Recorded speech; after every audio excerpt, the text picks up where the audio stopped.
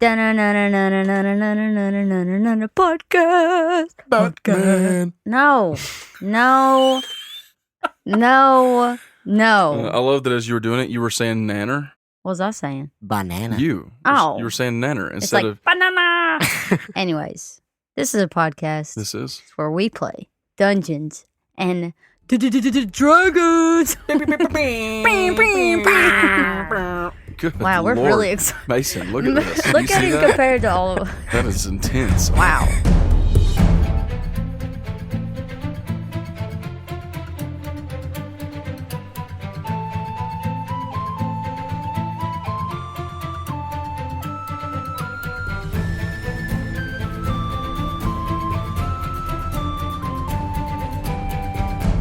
Hello, and welcome to Make Believe Heroes, an actual play 5th edition Dungeons and Dragons adventure. I'm Paul, the Dungeon Master and host of this podcast, and I'm joined tonight by two friends of mine. Hey, I'm Mason and I play Miles. Hey, I'm Mysk, and I play Felicia. You messed up. Anyways, I literally laughed. That was like a real inner laugh. I just want to let you know. Hey, it's Felicia and I play Mysk. Hey, it's Mason, and I play Miles. That's intense. Just like camping. Wow. So let me start by saying I'm sorry, but we're not going to be getting to that cliffhanger right away. Instead, we're going to go back and show some other things that are happening, have happened, and will happen, I guess you could say, I don't know, with Mysk. While Kjorg, Saul, and Brackle were in the first house trying to find out what they could about Braxton Tarek, the truth. Who is Braxton Tarek? You may recall that Mysk decided to sit in on a meeting between the Shiv, Mr. John Varig, who knows what he's doing there, and at least one other party. So let's get right to that after the rolling of the commemorative blue 20-sided die. Are you ready to roll? Oh, Lord. I'm leaving. I'm already going. Like, give me my stuff. Adios. I'm out. Con That's Dios. a nat 20. I feel empowered. I feel like I should just do something now. So just kill both of you. Okay. Maybe I will. Oh my gosh. Let's get right to it. Mysk, you're sitting in the dining room there in the second house where you've been staying with the Shiv while here in Branshire. Just a few moments ago, you met someone at the door, an older gentleman, kind of leathery, tan skin, gray hair, not muscular in the sense that he's built, but he definitely has the look of someone who does hard physical labor for a living. He introduced himself as John Varig, and the Shiv gave you an option whether or not you really wanted to become a part of the Hot Feet's true operations, right? Yeah. And so you decided to sit in on this meeting. So, John, tell me, what are we dealing with here? John Varig, the older man with the gray hair sitting there, takes a sip of his stout drink that's been brought to him there at the table. Well, if I'm being honest, he stops, he just rubs his eyes. Well, okay, the resistance, if you will, the ones from Branshire who are about to, wage war on Mr. Tarek, they're coming tomorrow. In fact, they've already started making preparations. They're going to be moving tonight, so that's tomorrow. Yeah, tomorrow. The Shiv looks at you, Mysk, to see if there's any sort of reaction to anything that he just said. Yeah, but she doesn't know. She knows nothing about it. She doesn't know that they're with them. She knows nothing about a resistance. She knows nothing about a war against Braxton Tarek. All of this is completely new. She has no reason to think that this has anything to do with her friends. There's supposed to be a parade tomorrow. We can't have people coming in here messing up the city while I'm trying to sing my song. You know what I'm saying? So you gonna give us a little bit more? Shiv, what's he talking about? Varig looks at you with a little bit of a surprised look on his face. Is she a part of this operation? Like, if she doesn't know anything about what's going on. Mysk, I told you previously that we have some business, that Mr. Tarek has hired us as manpower, if you will. Remember? Yeah. Well, that's what this is all about. You see, there are some, just like Braxton was saying last night when we spoke to him, there are some people in Branshire who aren't so happy with the way he's doing things. I'm surprised he's not here yet. His dinner must have gone long. He had some friends or visitors, someone coming to dinner, probably royalty or some dignitaries from far away, Anyhow, he should be here any moment, and maybe he can tell you a little better. But the fact is, we have received information about a resistance that has been growing and planning for quite some time, and they plan to disrupt everything tomorrow. That's part of the reason why Mr. Tarek invited so many people to this city from across the world to disrupt things, to pack things in and make it difficult for this resistance to make any sort of move. You see, it's hard to march an army through a city when you literally can't get through the streets. Yeah. Yeah, well, regardless of all that, the fact is they are coming tomorrow, and they're not soldiers. It's just farmers and kids, men, women that have lived around here all this time. Look, Mr. Tarek needs to figure out a way to shut it down. I mean, there doesn't have to be like a whole lot of bloodshed. The Shiv holds a hand up and closes his eyes for a moment to just still John Varig from speaking. Mr. Varig, I suggest that you leave the planning and the decision-making to those in charge. Your responsibility is to provide us with all the information that we need from the inside. Your princess thinks that she can take this city back, but this town, if you will, belongs to Braxton Tarek. Wait. Did you say I might have misheard you. Did you say princess? Yes, it's the Solaran girl, Brianna Solaran. Oh. Huh. What? Yes, I don't know. I thought she was missing. I thought she was dead. Yeah, that was all a hoax, actually. What? By we, I mean the resistance, if you will, planned that whole thing to get her out of the picture and to mix things. It's all just a setup for this march on the city. Oh. So Braxton Tarek probably knew, and Miss just says it like thinking out loud. She just pauses. She's like, yes, he has known for quite some time. Man, he played me really good. So Princess Brianna is coming into the town with the army. Well, I don't expect that the lady will lead the armies herself, he says with a look at John Varig. No, I don't think she'll march. Actually, I'm going to make sure she's not. That's part of my whole deal with Braxton. If you recall, no ill fate can come to the princess. She's not done anything wrong. She's just doing what she thinks is right. And what exactly is it that you're doing, John? The Shiv says, and he gives him a little grin and then takes a sip from his drink. John cuts his eyes at him a little bit. I'm doing what's best for me and for mine. It doesn't mean I have to feel great about all of it, Shiv. We can't all just look someone in their eye while we watch the life drain out of them. What's Mysk doing? Mysk is sitting there, and I guess she had a drink too or something. Like she probably had orange juice or something. But she's just holding it kind of. Okay, she's slurping her drink. So what do you want to do, Shiv, about all this? About that time, the door opens, and Braxton Tarek comes walking in. Oh.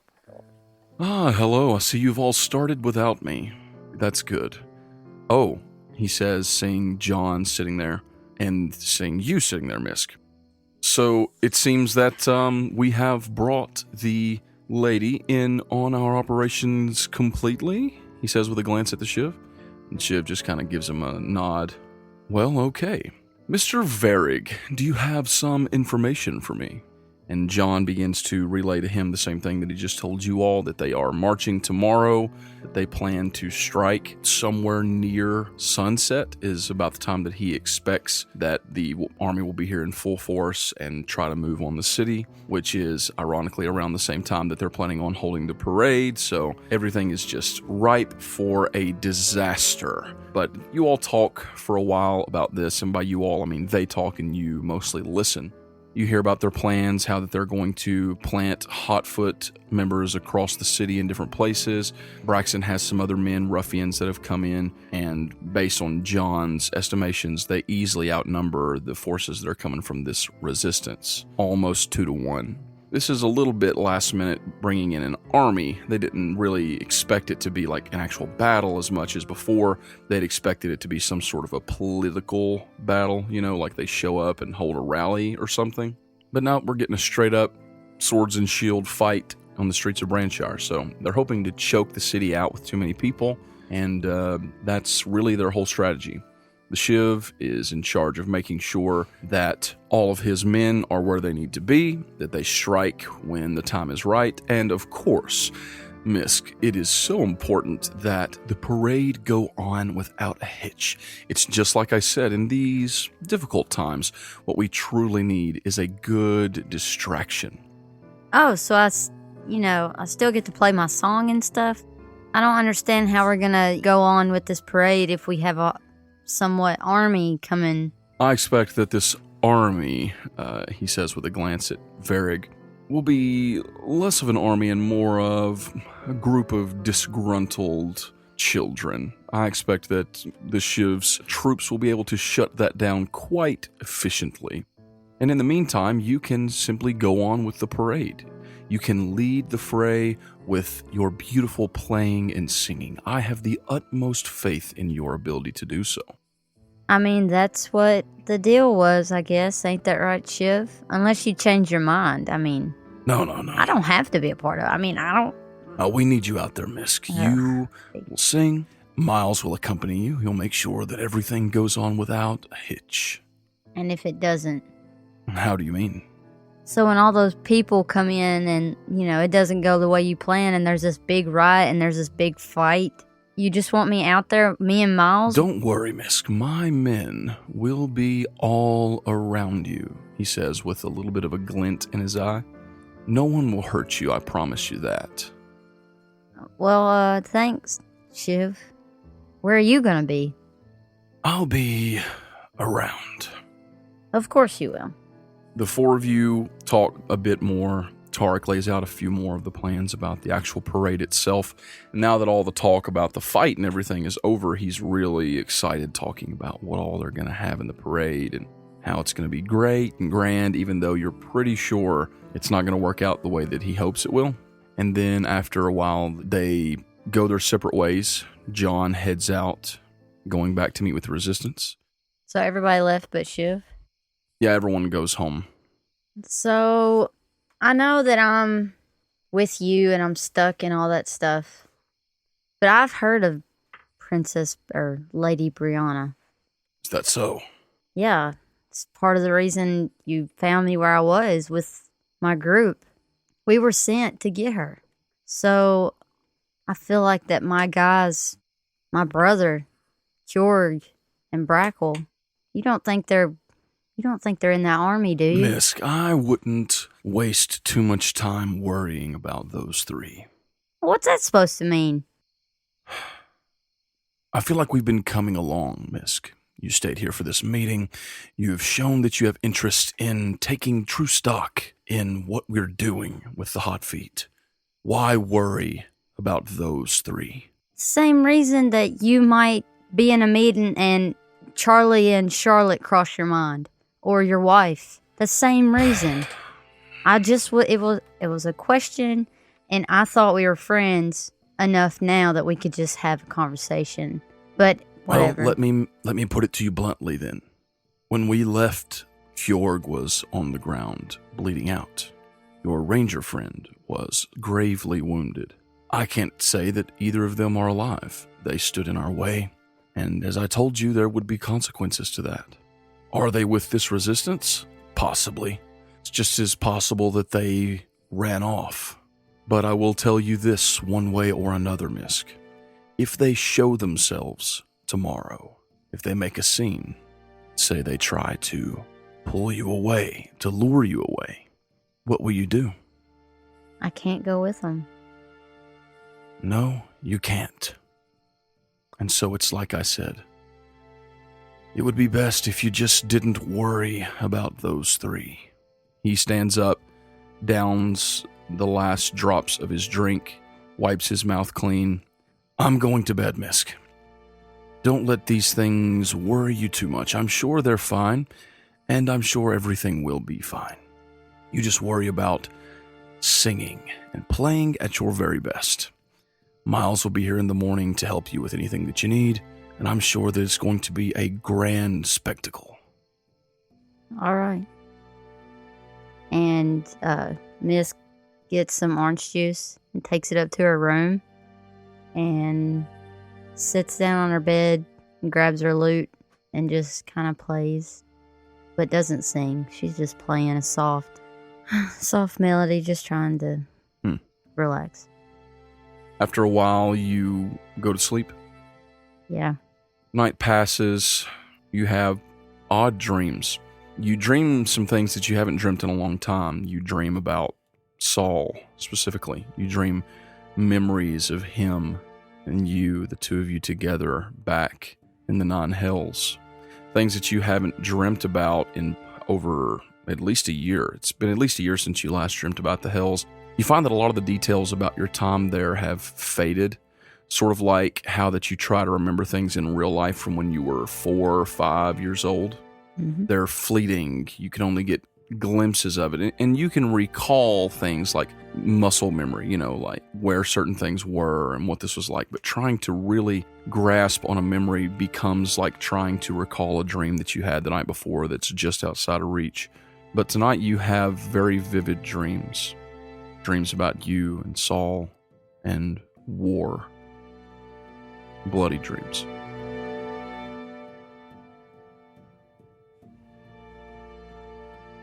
You wake the next morning a little later than you have been. Typically, where you're sleeping in this room, when the sun rises, it is bright in this room. It's like you're just perfectly set for the brightest spot in the house. But you sleep in, and when you do wake, you're not sure if it's just really, really, really early or what the deal is. You're a little disconcerted. And actually, it's just very dim and dreary outside. You hear the wind howling. You hear the sound of rain beating against the windows and against the walls outside the house. And you're not sure what time it is because outside it's just coming up a gale. You actually wake to the sound of a knock at your door. Who is it? Mysk. Oh, hey, Miles. Mysk. I hear you. Hold on. And I, make sure my bed's clean. My lute is, sitting out. Tidy up. Yeah, I tidy up some. Yeah. I kind of brush my hair a little. Mm-hmm. I go to the door. Yep. Hey, Miles, what's up? You're sleeping pretty late, aren't you? Late? It's not early. I mean, the sun's not even out yet. I've been up for 3 hours. It's like an hour from noon. Oh, no. Okay, we need to go. I kind of overslept. I didn't mean to. But we need to get out of here. Like, we got a lot to do today. There's a lot of stuff going on today, and hey, Miles, let's go. You know what I'm saying? Like, let's get out of here. Mysk is freaking out. Hey, hold your horses. Why are you so excited to get out here? Listen, today needs to be perfect, and I don't know. I'm just nervous. And especially because Miles doesn't know that she sat in that meeting last night. Right. With the Shiv and all that. Mm-hmm. So I'm probably not going to tell him just yet anything. I don't want him to freak out. Yeah. So, well, let's go down and get some breakfast and, get ready for the day. Sounds great. So the two of you go downstairs. It's just like it was the night before. There's a spread, all the breakfast you could want, orange juice, different things. You all eat quickly. It's kind of gotten cold at this point, It's a little after the breakfast hour, but they just left it out there. And you all eat to your heart's content, get ready, and you go to the door to head out into the core and make your way deeper into Branshire. It's bad out there. I mean, you have your cloak on, Mysk, and your cloak does a really good job of kind of repelling water. Water seems to run off of it rather than just absorb into it. Miles, the same can't be said for what you're wearing. You are, what do you have on you? Well, judging by how he completely forgot his cloak yesterday, he's going to have, definitely a rain-worthy cloak on. Okay. Before he goes out. Yeah, you have a nice sopping wet cloak. Right. What else do you have? Do you have scrolls and stuff with you this time? Honestly, he probably looks a little more dressier. Because last time he was unprepared to kind of leave out of the house. He was just in his work clothes. Yeah. But this time, knowing that he's kind of going out and going to be in the parade with Mysk and, get to see her, he's going to, he's going to be looking a little more spiffy. Yeah, he's kind of putting his best foot forward, if you will. Get it? Because he's a halfling and they have big feet. I get you. The jokes don't stop. Okay, so the two of you head out, and like I said, it's storming. You can't see the sun. The sky is blotted out by these gray and black clouds. Rain is coming down in just sheets. The wind is howling. It is a stormy, rainy day. It's thundering every once in a while. You don't see a lot of lightning. It's just very, very windy and very, very rainy. So what are the two of you trying to do? What's your goal right now? You said you want to prepare for the parade and stuff, right? Yeah, I guess go to where we would start that. I don't know. Yeah. I probably need to practice and all that stuff. So, I mean, we could go to where the parade will start and all that. Mysk is also keeping an eye. Like, she's very on edge. She's nervous about performing and stuff like that, but she also is on edge because she sees a army or a bunch of people, like, attacking and stuff. She's going to jump into that. Yeah. I want to fight, but who's the good guy? Who's the bad guy? Like, she's really messed up right now. Right. So she's just going to head toward where the parade is supposed to gather up before it goes. So the parade is supposed to start on Circle Street, and it's supposed to make its way through. Braxton informed you that the parade would start on the northeastern side of town, just outside the gate leading out. There's a northeastern gate that leads out of the core onto Circle Street, and the Barley Barrel's there on the left. So that's where you're going to be going to start this off, which... yesterday when you were over that way, you saw that the barrel was overloaded with people. And now it being, noonish and you're heading over there and it's coming a storm, you probably have expectation of it being similar. But that's where you're going to be starting. So that's probably a good place to go today. I mean, you went there yesterday and played some music, remember? Yeah. So you can head back. Oh, gosh. Well, Miles, just prepare yourself because there's probably going to be a bunch of people up there. So, this is going to be bad. I don't know how I'm going to perform in this weather. Miles. Yeah. I'm getting soaked right now. I'm sorry. Oh, okay. So you can't, you're blaming it on the weather that you can't hear me. Okay. Well, what I was saying was we need to go to the Barley Barrel, but prepare yourself. Why are we going to the Barley Barrel? Braxton said the Barley Barrel is where the parade's going to start, but I have no idea how we're going to do a parade in this weather. We've done it in worse, years past. I've never been in anything like a parade with you. How am I going to play a lute in the rain? They better have some kind of, cover over me, especially with this beautiful lute. You can wear my cloak. She didn't hear you. You spoke too quiet and it's raining and really windy. You can wear my cloak. What? My cloak. This right here. And there's a lump in your throat. I think I'm going to croak. This goes on for a while as you guys make your way across Branshire. You finally come to the Barley Barrel, and yes, it is crowded. There are people just standing around trying to get in, lines of people. And there are a lot more people trying to get in than there are people trying to get out. Hey, move it. I'm playing a lute today. I'm Mysk. Get out of the way. Tell him, Miles. Tell him. Get him. And I'm pushing Miles in front of me. Miles softly apologizes to everyone as he goes by. People don't move for you. Oh my gosh, these people. Wow, I sound like my brother saying that. I should try what he does. Peasants, get out of my way, peasants. Hey, Miles, do you know my brother? You know my brother Saul? No, I'm not. I don't know Saul. You know that guy that was there when I signed the contract? You remember that day? Question: is she in her altered self? No, I'm me because I'm performing. Okay, so you've gone full tiefling now? Yeah, because Shiv didn't tell me to. No, it's fine. I don't yeah. Well, you remember those guys that were with me when, I signed the contract or whatever? Yeah. And that one with the horns? Oh, the one looked like he could be your brother. She's literally been saying my brother. Yes. That's whole Miles. Oh, yeah. My brother. I remember. He's kind of jerk. Okay. Mm-hmm. So I'm gonna show you my best impersonation. Okay. Okay. I'm ready. Stand back. Move aside, peasants. Where's my drink? It's pretty good, ain't it? That's right. Give me a cigar. Are you trying to like intimidate people to let you buy? Yeah, I'm just messing with Okay, you. I'm okay. seeing if it'll work because Well, Saul Tell me to does cut it. off their ears. Roll me. I'll cut off your ears, you earless ear people. Go ahead and roll me an intimidation. Okay, a 5. All right, 5 plus 4, right? Is that so what's a- your intimidation? So a is it? 9. Okay. Little children are frightened. Yeah, Move aside, peasants. there's a little girl in front of you. Oh no, not the children. She immediately starts weeping. No, Miles, give me some. No, I wasn't doing it. Take this rock. Take this Here, rock. give her a rock. You There's a hand rock. her a rock? I hand her like a golf ball sized rock. Okay. Miles, a rock? What Really? am I That's all you supposed to have? do with this rock? You see that kid over there? No, not the kid. No, Yeah? behind the kid. Do you see the big guy? Yeah? No, not the big guy. See the girl? No, not the girl. I don't like this. Do you see you see that window? What am I supposed to do with this rock? Throw it. She looks at you for a second, It'll make you feel better. Just throw it and then that way. she launches the rock in that direction.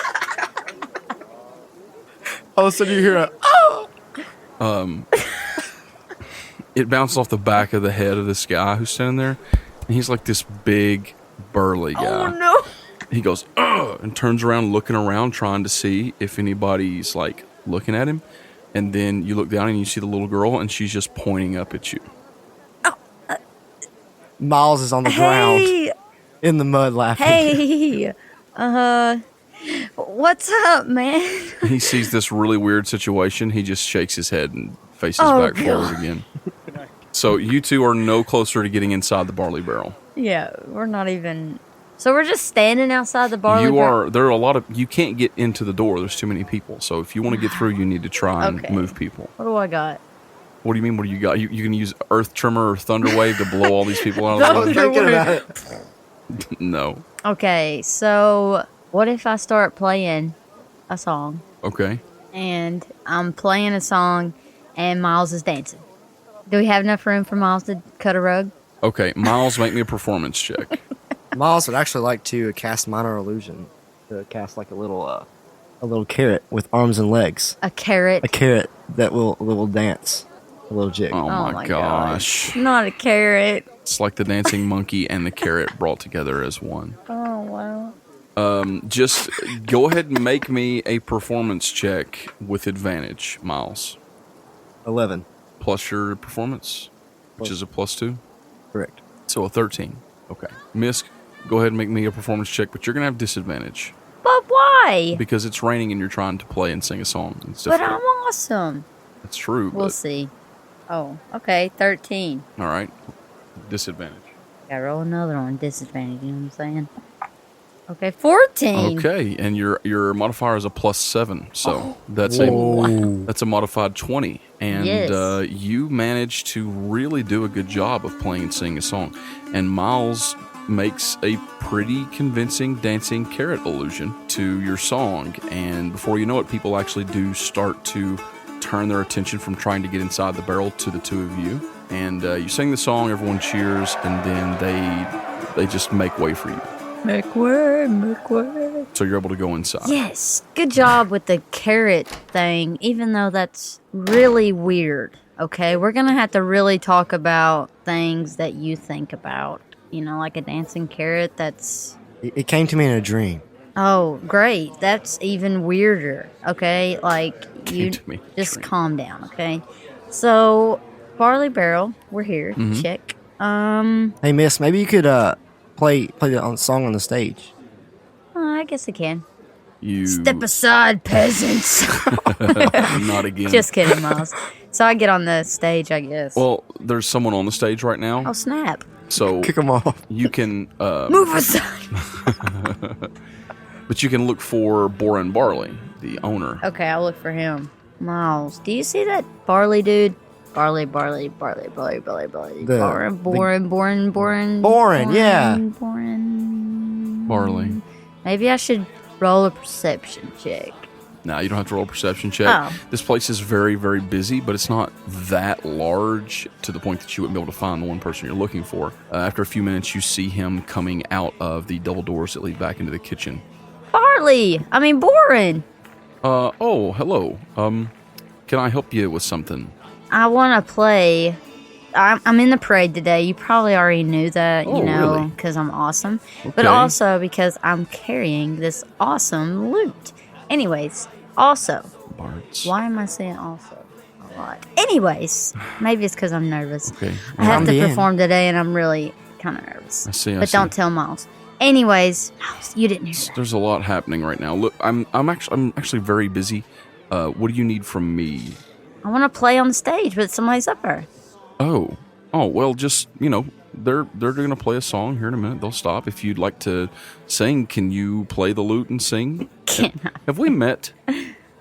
Yes, you've met her. She's played here before. Tell him you've played here before. I think I'd remember someone of your.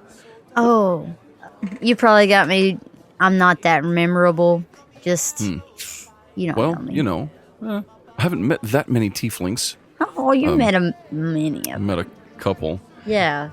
There was one in here yesterday. He was causing all kinds of trouble. I'll tell you. Wait, what? There's some tiefling. Got in a bar fight or something. I don't What? know. Hold on. Did he have a cigar in his mouth? Okay, wait. Maybe. Did he yell step aside, peasants? Oh, yeah, he was so- he Are was you so serious? Yeah. He was here. Yesterday. He's not here today. I can tell Oh you my that gosh. much. We must have just Miles. missed him. Like, so close. Miles, do you know who I'm talking about? Yeah, your brother, the one with the okay. horns. Oh, I'm sorry. That was me asking Mason, but I just Look, I've was actually like, got a lot no, going on. listen, real today. quick. Do you know if he's still in town? Like, Miss, I'm sorry, but right now, any other time of year, yeah, I'd probably could find out pretty easily if he's in town. You may have noticed we are overloaded and overpopulated. It's the last day of this festival. What? And for the first time in all my years of working here and living here in Branshire and running the Barley Barrel, I cannot wait for the sun to set on the festival of the rising sun, if you know what I'm saying. I know, but was there anybody with him? Was it just him? I honestly, there- I honestly can't remember. I Is just it- remember him trying to yell at people and be hateful. It's the only thing. It seemed like he maybe had someone with him, like a big burly fella, dark skinned, Org. maybe half orc. I'm not sure. Did he have a hammer? Look, I have things to do. If you'd like to do some singing, just hang around for a bit. I'm sure a spot will open up. Just have a seat. Maybe we can get you something to eat or a drink. But Okay. please, I have to go. I'm sorry. And he just turns around and walks off. Do they have butterbeer here? No. Miles. He said that Kjorg and Saul. He didn't mention Brackle, but he's got to be here with them. They've got to be here. Where could they be staying? In the library. Well, what? I don't know. Where would they stay? I don't. So let's think about this, Miles. If they were here yesterday and they caused a commotion, someone could have seen them. Maybe we could talk to a different waitress or something.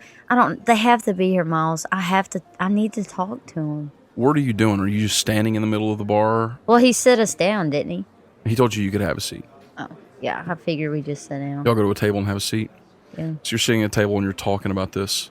And you hear as a chair is scooted out, and you look over and someone has sat down next to you. And it takes you a second, but then you recognize him. It's the mysterious man, the one who set you on this path like 6 days ago now. It feels like it was so much longer than that. Mysk, how are you? You.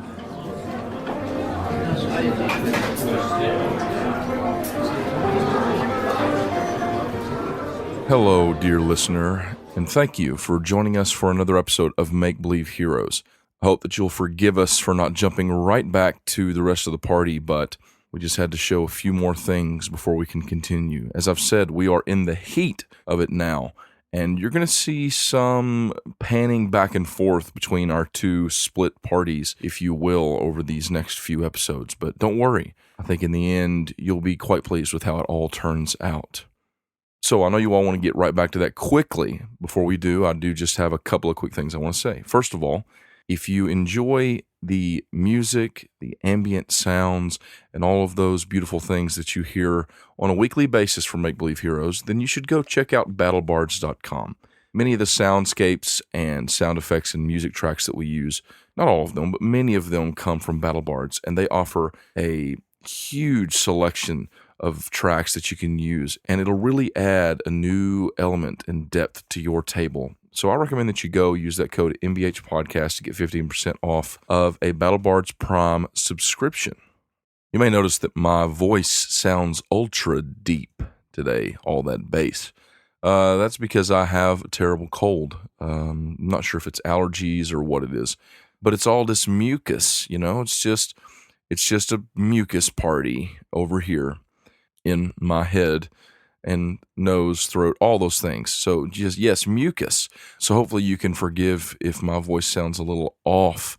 I don't have much else to give you this week other than to say we are about to launch our Patreon. Keep your eyes on our feed. We'll be releasing an announcement episode, if you will, not really a full episode, but just a track where we go through everything that the Patreon is going to be, what the tiers are, what our goals are, and all of that. I want to give our listeners an in-depth explanation to everything that we're doing, so keep your eyes on the feed for that. And please, if you love our show, please consider supporting us in whatever small way that you can, small or large. It goes a long way toward not only sustaining this show and helping us to continue doing what we're doing, but it also lets us know that you guys want more from us. And hopefully we'll be giving you some things in the rewards that are worth your time and your money. And I believe we will be. Now, if you're not following us on Twitter, I recommend that you go to Twitter and follow us at MBH Podcast. And you can also follow our page on Facebook at facebook.com/MBH Podcast. And if you love us and you love our show and you want to help us out, tell a friend, leave us a 5-star review. And if you do, you can be like friend of the show and listener, sub to me on YT. I don't know, but that's it. That's the username, who left us a review entitled That Cliffhanger, ... 5 stars. Why in God's name did you have to do this to us? You left us there in that chasm. I love this podcast, but I hate cliffhangers. Please don't do that.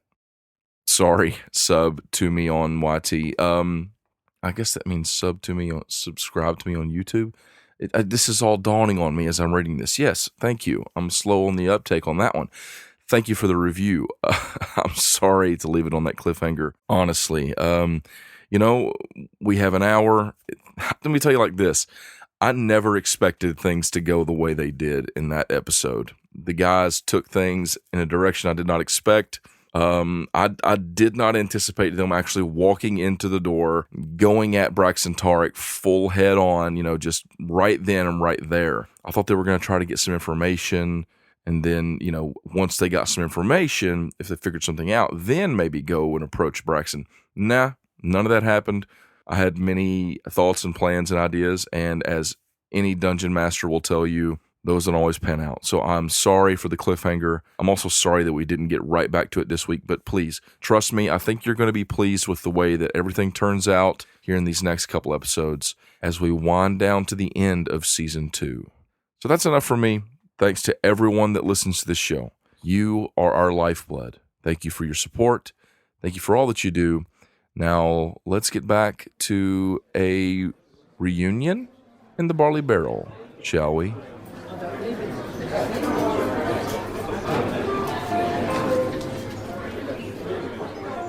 I got a bone to pick with you, man.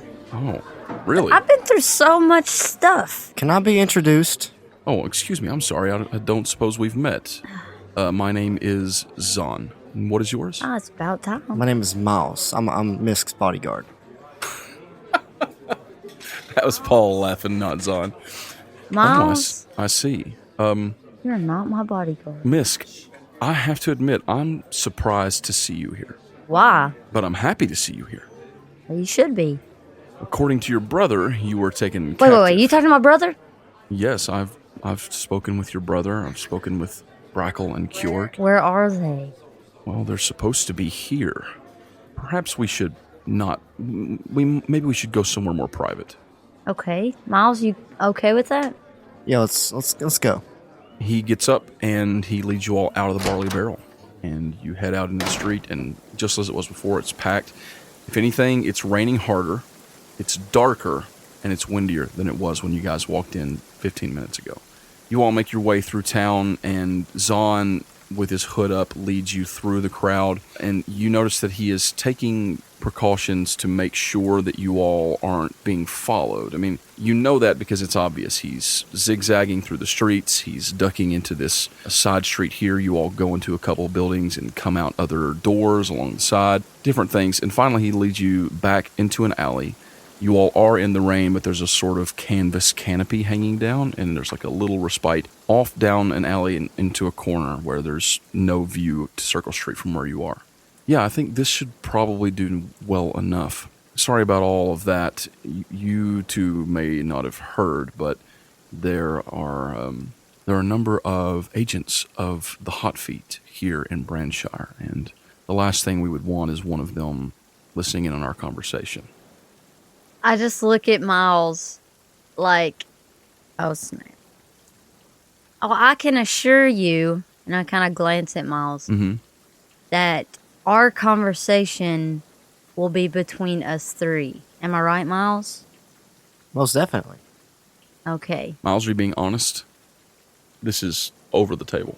Are you being honest? Between like me and Mysk. This whole thing's between me and Mysk. You know. Okay, so you're not thinking I'm going to tell the Shiv this later. Right. Okay. Oh, snap. So, Mysk, tell me, what happened? According to Saul and Kjorg and Brackle, you were taken captive by the Hot Feet, by one called the Shiv. Is that not true? Have you escaped? No, that's very true. Kind of not escaped. More like I'm on a leash. I mean, I'm good. They said that you signed a blood contract. Yeah, that kind of happened. Not super proud of it. I mean, it was a nice contract, written by some of the best, and I kind of wink at Miles. Okay. Hang on just a second. Oh, is he trying to see it? He totally sees you wink at Miles. Dang it. He doesn't say anything. Okay. So butt. So what? Sack butt. Is it like a trumpet? Mm-hmm. Yeah. Yeah, I did sign a blood contract. Like I said, not super proud of that moment, but it really needed to happen. There was no way we were getting out of there, Zahn. I had to. I had to do something. I understand you did what you had to do in the moment. I'm just concerned. I saw something in you that day, Mysk, and I still do. But I don't want you to lose your life over it. If you'll trust me for just a moment, and he puts a hand on the rapier that is on his hip, the one with the Palor symbol on the handle. Do you mind? He, holds his hand up like he wants to touch your face. No, I don't mind. And he just kind of puts his hand right on the side of your face, like right on the bottom of your ear, with his thumb on your temple. And he closes his eyes for a second. And you don't really feel anything. If you did, it would be akin to static electricity, maybe. He says, I'm not sure how to break this contract. The laws of such things go deeper than my knowledge, but I can tell you that... Well, answer me this. Have you tried to break the tenets of your contract at all? Well, I didn't really try to just run away, but I tried to leave the room they kept me in. Right. And I got this sharp pain, in my temple. Right. And it almost knocked me over. Hmm. And it did it, every time, so I just kind of Didn't really give up because that's not, who I am. I understand. I don't know how to reverse a blood contract without taking care, if you will, of the one that holds it, convincing them to release you from it. I would warn you that it's between yourself and the Shiv, correct? Yeah. His death would not annul the contract. So, if you were thinking that, that's not the answer. He has to release you from it, unless you can find a way to break it. But perhaps I can weaken its hold on you just a bit. And he kind of closes his eyes again, and you do feel something this time. It's the same sort of staticky feeling, but it's stronger. You feel a buzzing in your ears. Nothing like what it was before. It's almost like a muffled buzz. Mm-hmm. Yes, perhaps things won't be quite so painful for you if you step aside the smallest bit. But if you try to break the tenets of that contract, Mysk, it will kill you. Oh, that's great. Miles sits up, like watches really close. Mm-hmm. Like this seems like it shouldn't be happening. Okay.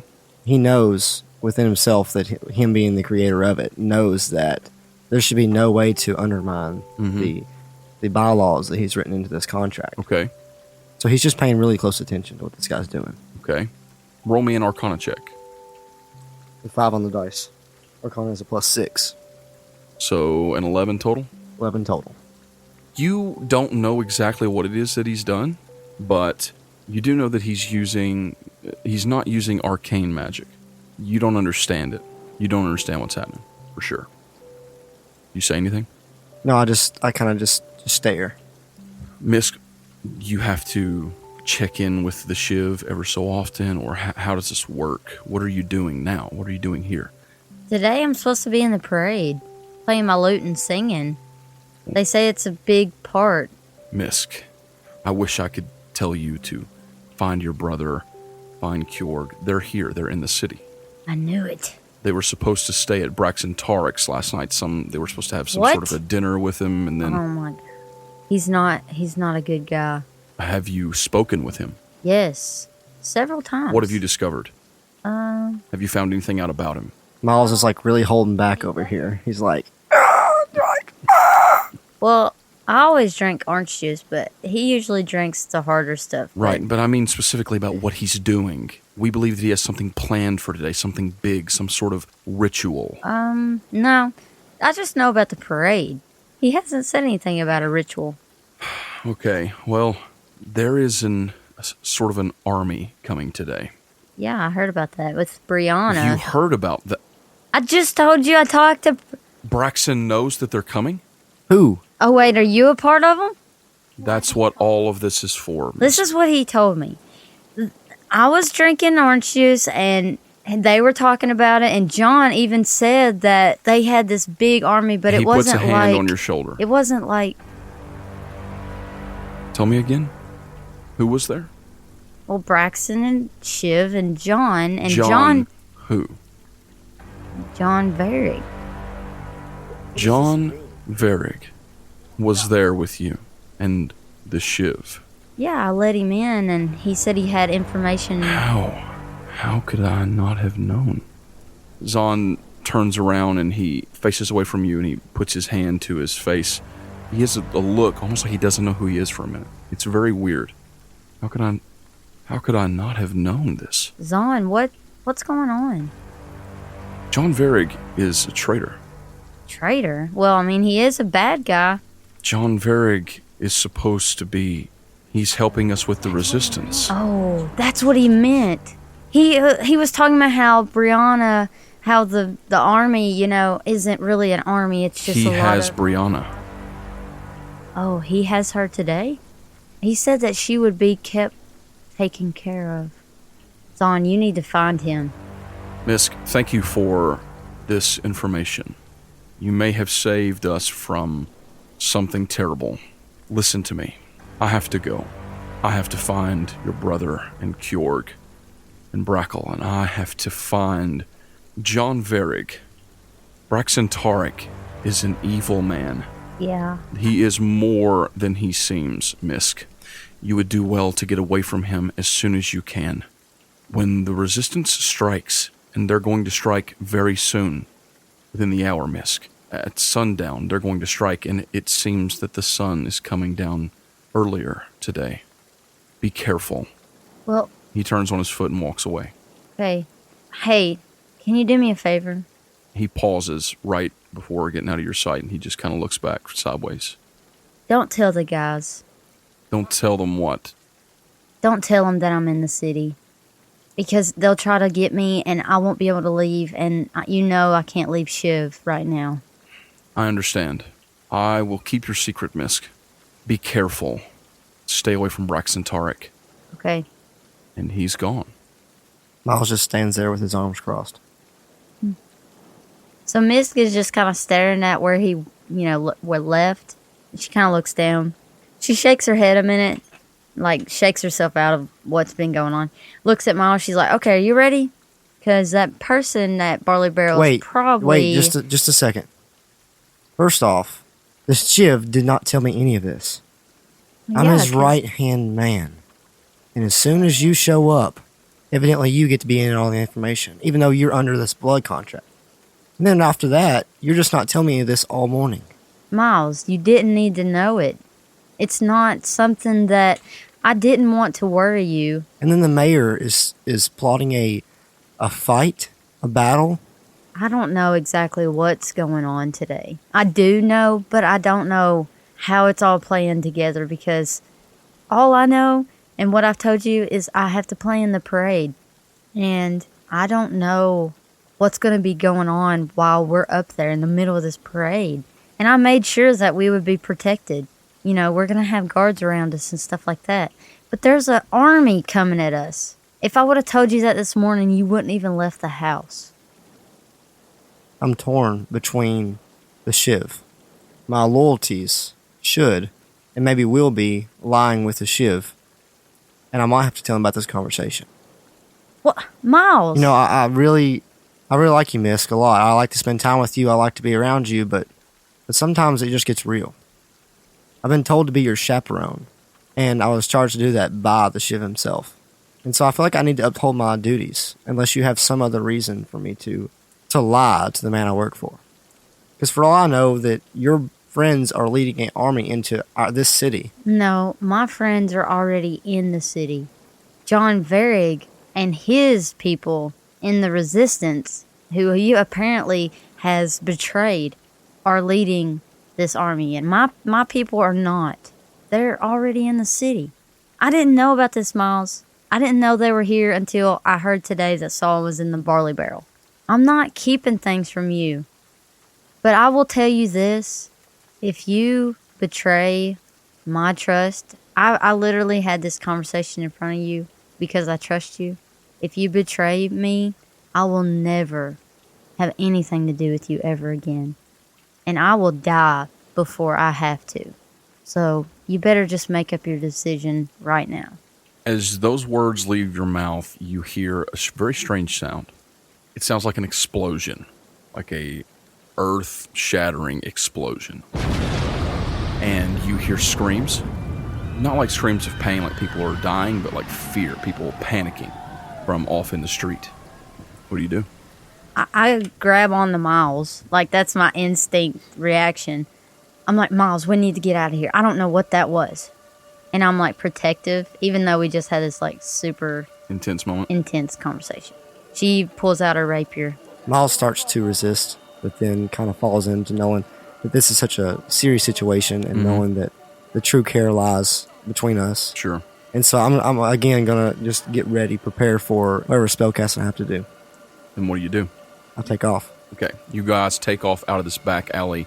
You head back out into Circle Street, and people are, as best as they can, running to your left. They're trying to get away from something off to your right. And you can look, and where you are now is you're somewhere near the eastern gate of the city.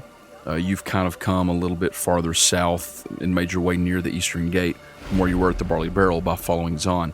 And you can see, because it's still raining and it's still windy, but the rain itself has slowed down some right now to a little bit of not a drizzle, but just a slow and steady downpour instead of just pouring where you couldn't see in front of you. And you can see the signs of smoke or debris or something, dust, a cloud off to your left near the eastern gate, and people are just panicking and running away from that area. What do you do? As I run, knowing the implications of what's about to go down, I want to go ahead and use Alter Self. Okay. To do what? I want to change it to a human Okay. who looks like they'd be just a regular part of the Like Branchar? a Brancherian, yes. Okay. So you change yourself to look like a Brancherian. And are y'all going toward the explosion, away from it? What are you doing? Mysk would definitely go see what's going on. Like, she's not scared All of Miles. I feel like we should go see. It could be. Mysk, let's just go. Let's go. And he leads the way. You two start pushing your way through there. Like I said, there's a crowd of people trying to get away from that. And it's hard to push against the crowd, but you're making your way over there, and you can see as you get closer that there are wooden gates. There's wooden doors on each gate in the city. There's 4 gates at the 4 cardinal directions that lead outside the main walls from Circle Street. The wooden doors have been completely blown off of this gate. And there are now a number of guards there standing at the door. And it's hard for you to get exactly where you can because there aren't that many guards in Branchar. They're just, I don't know, it's not like a real military force. They don't have a protectors guild. They just have a few of these guards that are poorly trained, because this isn't the sort of thing they deal with in Branchar. But they are trying to gather up and look out the door, and you can see they look terrified. And standing in the gate on top of the rubble of this door comes stepping this figure. He is wearing a black cloak over his entire body. His hood is pulled up over his head, and he pulls it off, and you just see this porcelain white mask with a symbol over the mouth of an eye half opened and an eye half closed. And you hear coming from this figure a booming voice that seems to echo across the entire city. You can tell it's just booming through the city like it's loud in everyone's ears, and it says, "Bring us Braxton Tarek now." And that is where we're going to end this week's episode. Oh my gosh. Things are getting crazy. What in the world is going on here?